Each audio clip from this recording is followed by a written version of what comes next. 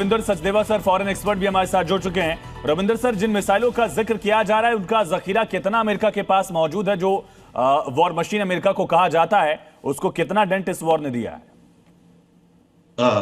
America के पास काफी जखीरा है, but at the same time America की इन्वेंटरी भी कम होती जा रही है, और वो एक बहुत सीरियस कंसर्न है अमेरिका को अपने लिए भी। यूक्रेन वॉर के चलते, फिर इसराइल में गाजा वॉर के चलते, और अब यहाँ पर इस वॉर के चलते आपको एक अंदाजा दूं, जैसे जो इंटरसेप्टर्स हैं जो ये यूज करते हैं पेट्रियट मिसाइल्स में, उसकी मैन्युफैक्चरिंग कैपेसिटी अमेरिका की है, जो कंपनी बनाती है लॉकहीड मार्टिन, आई थिंक, हाँ, अराउंड 700 इंटरसेप्टर्स एक साल में बनाती है वो। ओके, अब आप समझिए कि कितने इंटरसेप्टर्स यूज हो रहे हैं अगर कैलकुलेट किया जाएगा। जी। उसके पास स्टॉक में भी है अमेरिका के पास, राइट, बट ये स्टॉक डिप्लीट होता जा रहा है।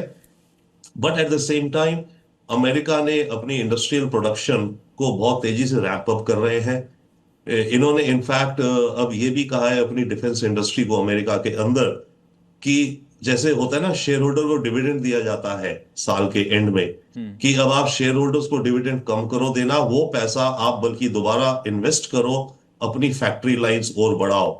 क्योंकि टिपिकली क्या होता है इंडिया में भी, हर जगह डिफेंस कंपनीज इन्वेस्ट नहीं करती, उन्हें होता है कि ऑर्डर मिले तब हम बनाएंगे, और ऑर्डर तो देने वाला केवल एक ही बड़ा क्लाइंट होता है, जो कि होता है सरकार। पर अमेरिकन गवर्नमेंट अब ये कह रही है तुम वेट मत करो, हम कब ऑर्डर दे या ना दे, तो तुम्हारे पास कैपेसिटी बढ़नी चाहिए। That is one.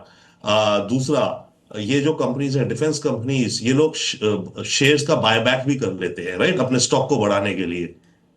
तो अब ट्रंप ने एक और दिक्कत इशू कर दिया, फरमान ही कहेंगे, कि कंपनीज अपने शेयर का बायबैक बंद करो, वंस अगेन जो पैसा है वो लगाओ। प्रोडक्शन कैपेसिटी को बहुत ज्यादा बूस्ट करने की जरूरत है डोनाल्ड ट्रंप की तरफ से, उनकी सरकार की तरफ से बताई जा रही है। इसी बीच एक बड़ी खबर है, समझौते के लिए ईरान के पास 24 घंटे 10 दिन का अल्टीमेटम अब खत्म हो रहा है। हॉर्मुज खोलने के लिए यूएस का अल्टीमेटम। डोनाल्ड ट्रंप ने कहा कि अगले 48 घंटे में ईरान को तय करना होगा कि वो समझौता करेगा या फिर हम उसको बर्बाद कर देंगे। हॉर्मुज खोलने के लिए यूएस ने अल्टीमेटम जो दिया था वो 24 घंटे का वक्त, अब धीरे धीरे उसका काउंटडाउन शुरू हो चुका है।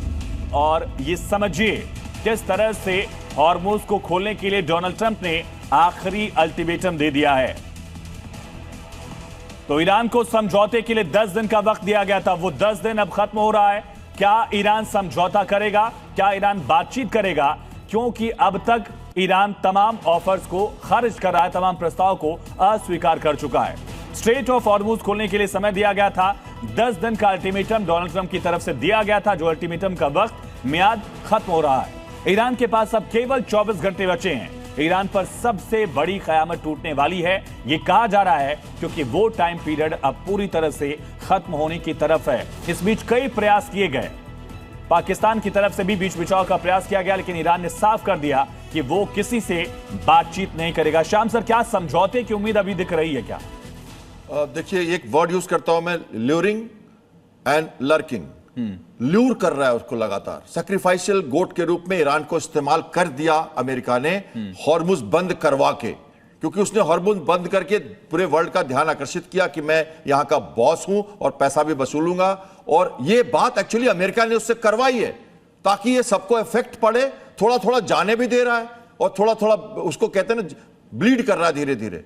तो अब क्या, लर्किंग कैसे, और शेर की तरह मारे जा रहा है, उसको लर्किंग कर रहा है। जब तक दूसरे देश की सेनाओं वहां पर आसपास नहीं आ जाएंगी, जब तक एक यूरोपियन यूनियन का एक और समूह वहां पे खड़ा नहीं हो जाएगा, जो बेस बदल के कभी भी अपनी भाषा चेंज कर सकता है, ऑफेंसिव पोस्टरिंग में आ सकता है, या चुपचाप डिफेंसिंग में रहेगा, ये सब माहौल भी बनाना है। तो ये अल्टीमेटम मैं मान के ऐसा चलूं कि ये ल्यूरिंग एंड लर्किंग के बीच की एक संभावना है, और शायद अभी हो सकता है कि अभी संभावनाएं न बने कि वो डी डे आए, लेकिन जब डी डे आएगा तो बहुत बड़ा अटैक होगा और बहुत तरह के डाइवर्जेंस होंगे। कई बातें हम समझ भी नहीं पा रहे हैं, वो भी होंगे।